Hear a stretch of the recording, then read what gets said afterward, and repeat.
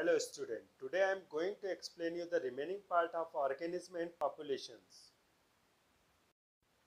Hydrophytes. Greek word hydro means water and phyton means plant. ऐसे plant जो कहाँ रहते हैं, पानी के अंदर, वाटर के अंदर सर्वाइव करते हैं, उनको हाइड्रोफाइट्स या एक्वेटिक प्लांट कहते हैं. Hydrophytes are a group of plants grow in water eitherly partly or wholly submerged or in extremely wet soil. तो हाइड्रोफाइट्स क्या होंगे, ग्रुप का प्लांट का ऐसा ग्रुप जो कि क्या होता है, पूरे पानी में डूबे रहते हैं या आधा पानी में डूबे रहते हैं या ऐसी मिट्टी में पाए जाते हैं जो गीली होती है. उन सभी प्लांट को क्या कहेंगे, हाइड्रोफाइट्स कहेंगे. Hydrophytes are very common in lakes, ponds, spring, river, canal, stream and irrigation channel and swamp, etc. अब हाइड्रोफाइट्स जो प्लांट्स होते हैं वो कहाँ पाए जाते हैं, तालाब के अंदर, झील के अंदर पाए जाते हैं, झरने के अंदर, नदी के अंदर, जो नाली होती है, ठीक है, और जो सिंचाई की जो वो होती है, इरिगेशन जो कैनाल होती है, उसके अंदर, वो दलदल के अंदर जो प्लांट होते हैं वो क्या होते हैं, हाइड्रोफाइट्स होते हैं. इनको एक्वेटिक प्लांट भी कहते हैं. अब इनमें कुछ स्पेसिफिक कैरेक्टर्स होते हैं. इनके अंदर जो क्यूटिकल होती है, एपिडर्मिस के ऊपर जो क्यूटिकल होती है, एब्सेंट होती है, या अगर होगी तो बहुत थीन होगी. स्टोमेटा इनके अंदर एब्सेंट होंगे, अगर प्रेजेंट होंगे तो नॉन फंक्शनल होंगे, कोई कार्य नहीं करेंगे. Many air chambers and large intracellular space are present inside the body of hydrophytes. जो हाइड्रोफाइट्स होते हैं उसके अंदर क्या होते हैं, इंट्रासेल्युलर स्पेस ज़्यादा होते हैं, जिसके अंदर गैस फील्ड होती है, जिसके कारण इनका जो वेट होता है वो हल्का होता है पानी से, जिसके कारण पानी में डूबते नहीं. The whole body of plant body help in the absorption of water and mineral.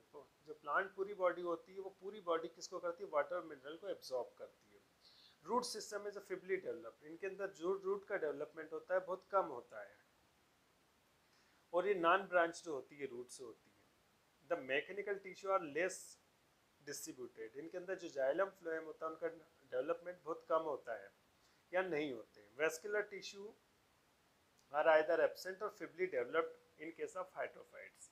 Vascular tissue वही जाइलम फ्लोएम एंड कैम्बियम जो होते हैं, अगर प्रेजेंट होंगे तो बहुत कम डेवलप होंगे और या तो नहीं होते. Classification of aquatic plant on the basis of their habitat. Plant की हैबिटेट के अकॉर्डिंग जो एक्वेटिक प्लांट होते हैं उनका क्लासिफिकेशन देखेंगे. जो हाइड्रोफाइटिक प्लांट होते हैं इनको 4 ग्रुप्स में डिवाइड किया गया है. Submerge plant, floating plant, amphibious plant तथा मार्शी प्लांट. जो सबमर्ज प्लांट होते हैं पानी में पूरी तरह से डूबे होते हैं. इनको फिर से 2 पार्ट में डिवाइड किया गया. रूटेड सबमर्ज प्लांट होते हैं और फ्लोटिंग सबमर्ज प्लांट. जो रूटेड सबमर्ज प्लांट होते हैं इनमें रूट्स होती है, और वो रूट्स कहाँ होती है, सॉइल के अंदर. जो नीचे वाला भाग होता है, बेस वाला, उसके अंदर क्या होती है, ये एम्बेडेड होती है. जो फ्लोटिंग सबमर्ज प्लांट होते हैं इनमें रूट्स नहीं होती है, अगर होती भी है तो ये सॉइल के अंदर एम्बेडेड नहीं होती है, फ्लोट करते हैं ऊपर. इसके बाद आता है फ्लोटिंग प्लांट. ये 2 टाइप्स के होते हैं, फ्री फ्लोटिंग प्लांट तथा रूटेड फ्लोटिंग प्लांट.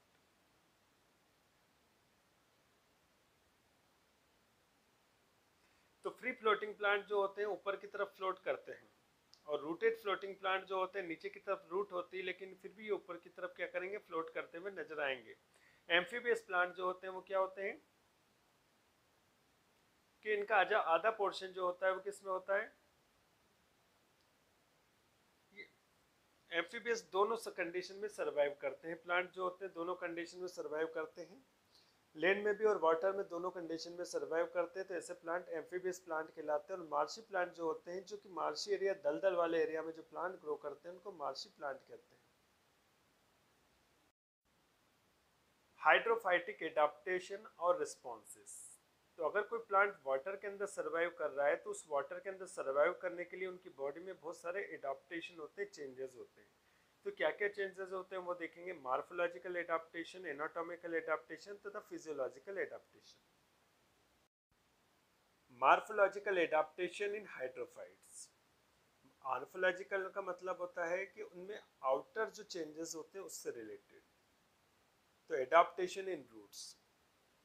जो एक्वेटिक प्लांट होती है इनकी जो रूट होती है फिबली डेवलप्ड होती है और अनब्रांच होती है. इनमें रूट का डेवलपमेंट कम होगा, अगर रूट होगी तो इसमें कोई ब्रांचेस नहीं होती. Some floating plant like the Wolfia utricularia etc. and submerged plant like the Ceratophyllum lake roots. तो जो फ्लोटिंग प्लांट्स होते हैं वोल्फिया यूट्रिकुलरिया, इनमें रूट का डेवलपमेंट नहीं होता है.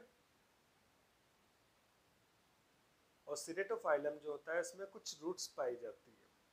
रूट हेयर्स आर एब्सेंट, इनमें जो रूट्स हेयर्स होती है एब्सेंट होती है और इनकी पूरी जो प्लांट बॉडी होती है वाटर से मिनरल को एब्जॉर्ब करती है।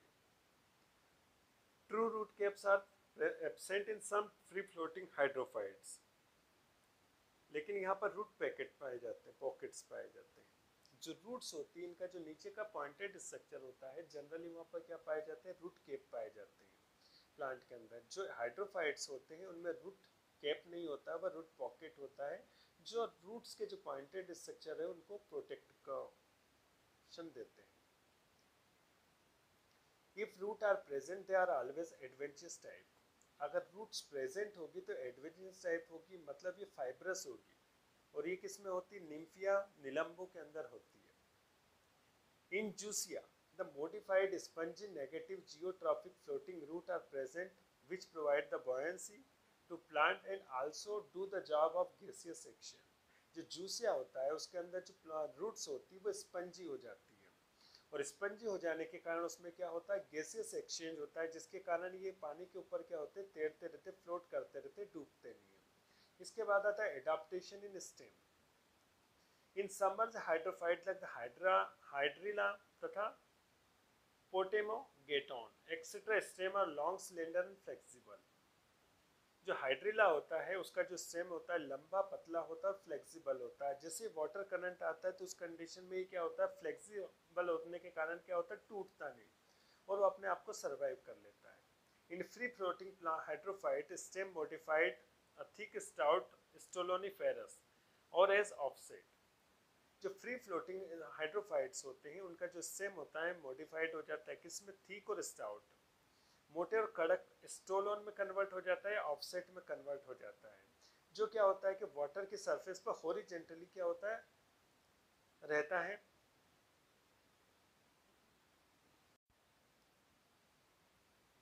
इन रूटेड फ्लोटिंग हाइड्रोफाइट्स और रूटेड सबमर्ज हाइड्रोफाइट और इन मार्शी प्लांट स्टेम में भी मॉडिफाइड एज रनर और राइजोम। कुछ फ्लोटिंग हाइड्रोफाइट्स होते हैं उनके अंदर जो होता है स्टेम किस में कन्वर्ट हो जाता है, रनर या राइजोम में कन्वर्ट हो जाता है।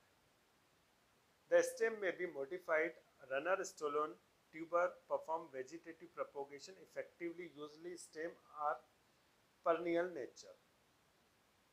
कुछ प्लांट जो कि परनियल नेचर के होते हैं जिनकी लाइफ साइकिल 2 साल से अधिक साल में कंप्लीट होती है, उनके अंदर जो स्टेम्स होते हैं वो कन्वर्ट हो जाएंगे रनर में, स्टोलोन में या ट्यूबर में। अगर वो ट्यूबर में कन्वर्ट हो जाएंगे तो वो ट्यूबर के द्वारा वेजिटेटिव प्रोपोगेशन करेंगे और न्यू प्लांट को डेवलप करेंगे। Adaptation in leaves. Leaves are thin long ribbon shaped in submerged plant.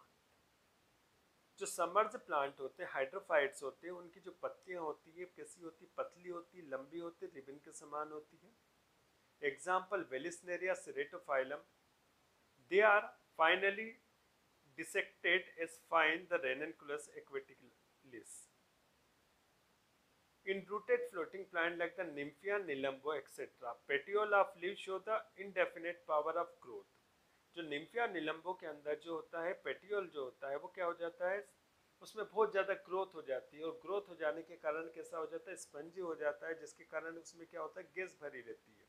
और गैस भरी रहने के कारण क्या होता है कि उस निम्फिया और निलंबो जो प्लांट होता है उसका जो बॉडी का वेट होता है प्लांट के कंपैरिजन में क्या हो जाता है, लाइट हो जाता है, जिससे फ्लोट करने में क्या करता है, मदद करता है, हेल्प करता है।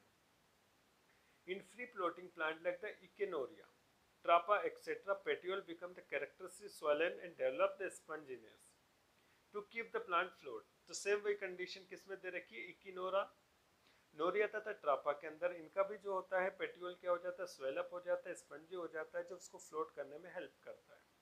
Occurrence of 2 or more than of 2 different type of leaves in the plant is called heterophyly। जो एक्वेटिक प्लांट होते हैं एक ही प्लांट के अंदर 2 या 2 से अधिक टाइप की जो लीव्स होती है वो पाई जाती है। जनरली एक प्लांट के अंदर एक ही लीव्स होती है तो सिंपल होती है, कंपाउंड होती है, लेकिन जो एक्वेटिक प्लांट होते हैं कुछ एक्वेटिक प्लांट के अंदर एक ही प्लांट के अंदर डिफरेंट टाइप की जो लीव्स होती है। एनाटॉमिकल एडाप्टेशन और रिस्पॉन्सेस। अभी आपने देखे थे मॉर्फोलॉजिकल मतलब उसके आउटर लुक में क्या चेंजेस होते हैं, अब देखेंगे उसके इंटरनल स्ट्रक्चर में क्या क्या चेंजेस होते हैं। तो cuticle is totally lacking, in submerge form of hydrophytes. जो सबमर्ज होते हैं पानी के अंदर डूबे हुए हाइड्रोफाइट्स होते हैं, उसके अंदर क्यूटिकल बिल्कुल क्या होती है, एब्सेंट होती है। पूरी जो प्लांट बॉडी होती है वो वाटर तथा मिनरल तथा न्यूट्रिएंट को एब्जॉर्ब करती है। क्यूटिकल यदि प्रेजेंट भी होती है तो एक बहुत पतली थिन लेयर के फॉर्म में होती है। Second, epidermis is made up of cells with extremely thin cellulose wall of epidermal cell which facilitate absorption process. इनकी जो epidermis होती है, उनकी जो cells होती है वो thin होती है, जिनके ऊपर cellulose का wall होता है जो कि absorption की process में help करता है। Chlorophyll are present in epidermis. इनकी एपिडर्मिस के अंदर क्लोरोफिल पाया जाता है, जिसकी हेल्प से क्या करता है, फोटोसिंथेसिस कर अपने फूड को फॉर्म करते हैं। Intercellular air spaces or air cavity more prominently occur in submerged leaf and stem and other part of hydrophytes. जो हाइड्रोफाइट्स होते हैं उनके अंदर सेल के बीच का जो स्पेस होता है, इंटरसेल्यूलर स्पेस होता है, बहुत ज़्यादा होता है, और जिसके कारण उनके अंदर क्या होती है, गैस फील्ड होती है। तो ऐसी सेल जिसके अंदर क्या होती है, गैस फील्ड होती है, उसको एरेनकाइमा कहते हैं, जो कि उसको फ्लोट करने में मदद करती है, साथ में गैसियस एक्सचेंज में भी मदद करती है। Stomata are completely absent in submerged hydrophyte. जो हाइड्रोफाइट पानी में डूबे होते हैं उसके अंदर स्टोमेटा पूरी तरह से एब्सेंट होते हैं, किंतु यदि स्टोमेटा प्रेजेंट भी होंगे तो नॉन फंक्शनल होंगे। Vascular tissues poorly developed in submerged form of hydrophyte. जो सबमर्ज होते हैं पानी में डूबे हुए हाइड्रोफाइट्स होते हैं उसके अंदर वेस्कुलर टिश्यू नहीं होते, जाइलम और फ्लेम एब्सेंट होते हैं। Some sort of mechanical tissue are prevalent in emergent form, the rooted floating hydrophyte with the large leaves.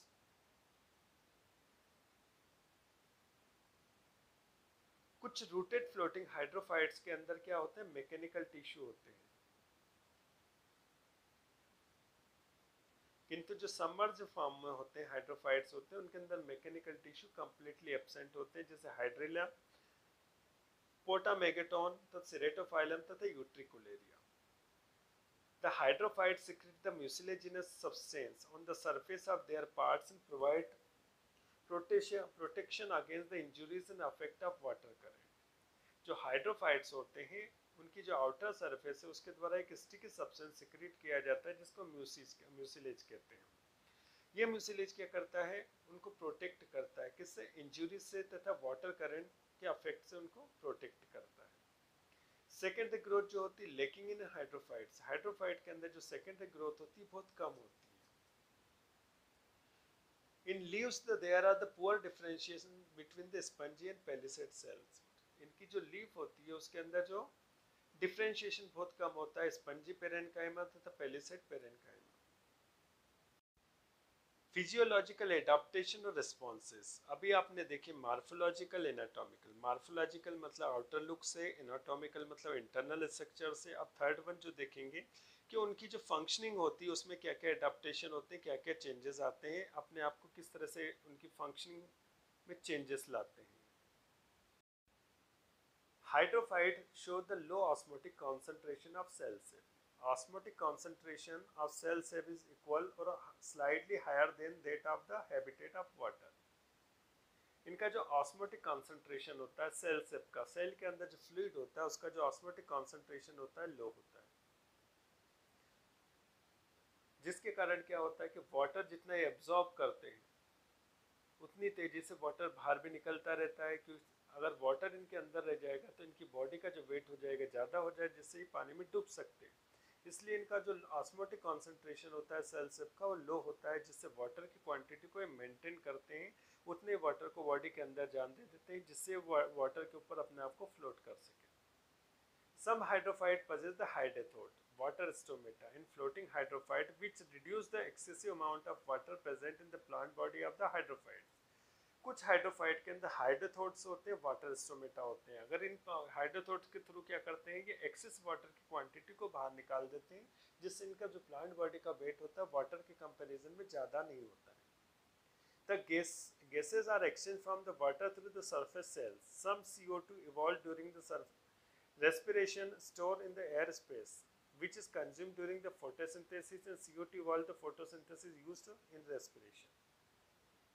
ये गैसेस एक्सचेंज करते हैं, बाहर जो CO2 होती है उसको गेन कर लेते हैं सरफेस के द्वारा, और उसके बाद जो O2 जो इवॉल्व होती है उसको रेस्पिरेशन की प्रोसेस में क्या कर लेते हैं, यूज़ कर लेते हैं। इनके द्वारा म्यूसिलेज का सिक्रेशन होता है जो इनकी बॉडी को क्या करता है, सूखने से, फ्रिक्शन रखने से, इंजुरी से बचाता है, डिकेइंग होने से बचाता है। इनके कारण, इसके कारण क्या होता है, म्यूसिलेज के कारण इनके ऊपर जो माइक्रोब्स होते हैं वो अटैक नहीं कर पाते।